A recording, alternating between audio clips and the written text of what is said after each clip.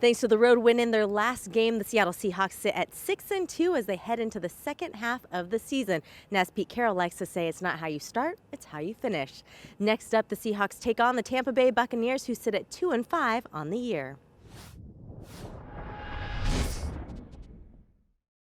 It's a big deal for us that we're turning the corner on the halfway point, and it isn't just getting to the halfway point, it's what you're going to do about it.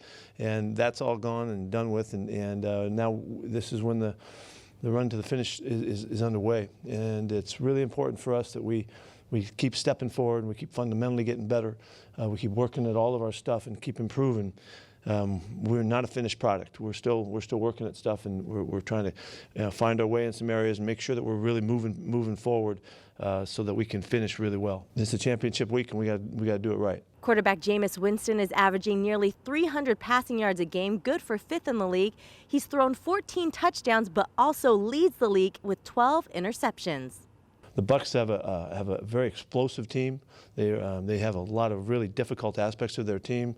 Their throwing game, their receivers are terrific. They're putting up a ton of yards, and they can explode on you. Winston has 2 dynamic receivers to throw the ball to, in Chris Godwin and Mike Evans. They are the most productive receiving tandem in the league. Individually, they rank 5th and 6th respectively in receiving yards for a combined total of nearly 1,400 yards. They're also tied for league best in TD catches with 6 touchdowns apiece. Chris is their leading receiver, but Mike Evans is the star that we've watched for years. And if you just watch the last game, Mike was all over the place making plays and lighting it up, and a lot of tough catches in difficult situations. You can see the confidence that Jameis has in those guys to throw the ball when they're in trouble and in traffic, and they give them a chance to make a play.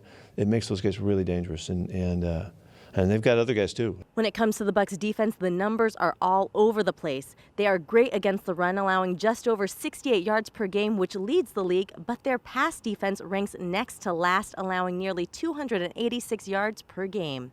That being said, they have some big names up front that can be playmakers, like Ndamukong Suh and former Husky Vita Vea. Their whole front, it really is a tough front to face. They're physical, they're big, they're fast.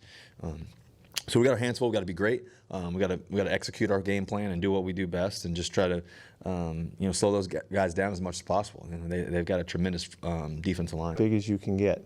Yeah, Vita is a monster of a guy in there, and we know that Sue has always been a terror.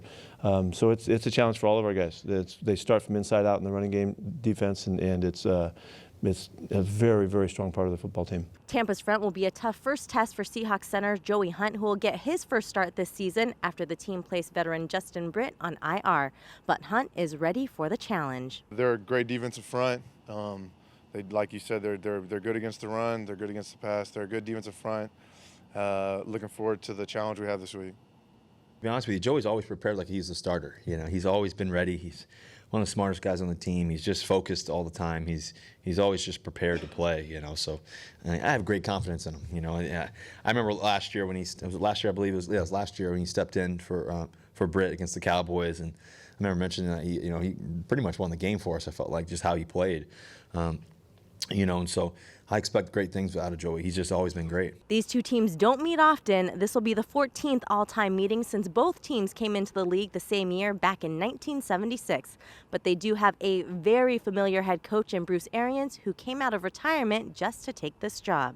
We played Bruce Arians before, so we know what type of style he likes to have. It's a very, very patient, very disciplined game where they run pretty much the same play in different formations, but that play is basically designed to see who is going to be impatient and try to make a play and get out of their gap, and that's when they gash you. So this is a week where you definitely have to be disciplined and ready for them to air it out. Well, kickoff is set for 1:05 p.m. Pacific. You can watch it live on Q13 Fox, or as always, listen to it on the Seahawks Radio Network.